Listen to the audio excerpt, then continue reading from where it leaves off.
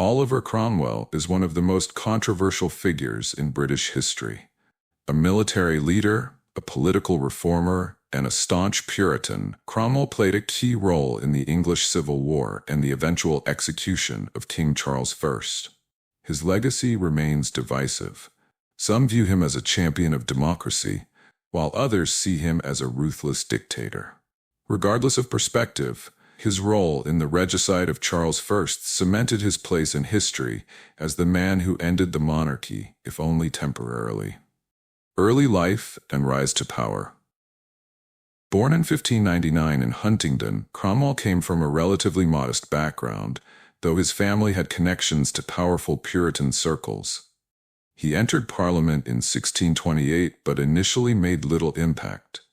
However, as tensions between King Charles I and Parliament grew, Cromwell found his calling in the fight against royal authority.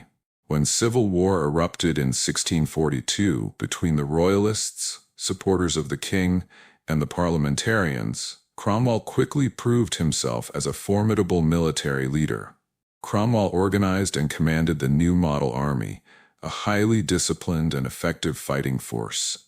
His military success in battles such as Marston Moor, 1644, and Naseby, 1645, helped turn the tide of the war in favor of the parliamentarians. By 1646, Charles I had been captured, and Parliament was in control of the country. However, the question remained, what to do with the king? The trial and execution of Charles I. Despite multiple attempts to negotiate a settlement, Charles I refused to compromise and was accused of plotting to regain power. Cromwell, increasingly convinced that the king was a danger to England's stability, supported the radical decision to put him on trial for treason. The trial, held in January 1649, was unprecedented. No English monarch had ever been judged by his own subjects. Cromwell played a leading role in ensuring that Charles was found guilty.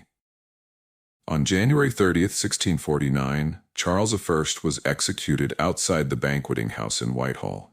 The monarchy was abolished, and England was declared a republic, known as the Commonwealth.